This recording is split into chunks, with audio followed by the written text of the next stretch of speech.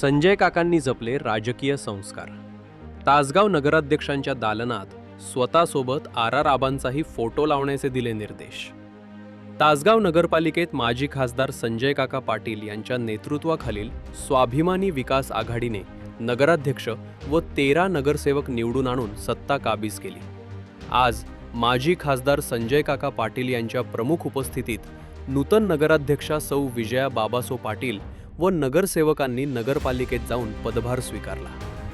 यावेळी नूतन नगराध्यक्षा यांच्या दालनामध्ये महाराष्ट्राचे आराध्य दैवत छत्रपती शिवाजी महाराज व माजी खासदार संजय काका पाटील यांची प्रतिमा लावलेली. संजय काकांच्या निदर्शनास आले तेव्हा त्यांनी क्षणाचाही विलंब न लावता नूतन नगराध्यक्षा यांचे पती व माजी नगराध्यक्ष बाबासाहेब पाटील यांना स्वतःच्या प्रतिमेसोबतच माजी उपमुख्यमंत्री व गृहमंत्री दिवंगत स्वर्गीय आर आबा पाटील यांचीही प्रतिमा लावण्याबाबत निर्देश दिले.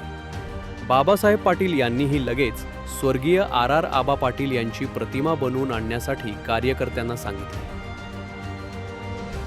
यावेळी संजय काका पाटील म्हणाले, स्वर्गीय आर आबा पाटील यांनी राज्यात तासगावचे नेतृत्व केलेले आहे. मतदारसंघातील त्यांचेही योगदान मोलाचे आहे. त्यामुळे त्यांची प्रतिमाही नगराध्यक्ष दालनात असणं महत्त्वाचे आहे.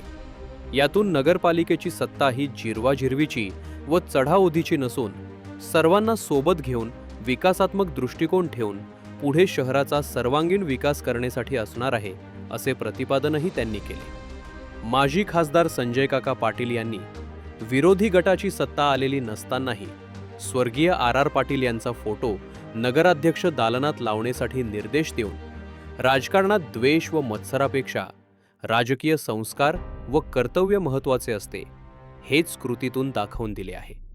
यापूर्वीही तासगाव नगरपालिकेच्या नूतन इमारतीतील सभागृहास माजी खासदार संजय काका पाटील यांचे नाव देण्याचा ठराव झालेला असताना सुद्धा त्यांनी सभागृहास सर्कस सिंह कै परशुराम माळी यांचे नाव देऊन एक वेगळा आदर्श घालून दिला होता.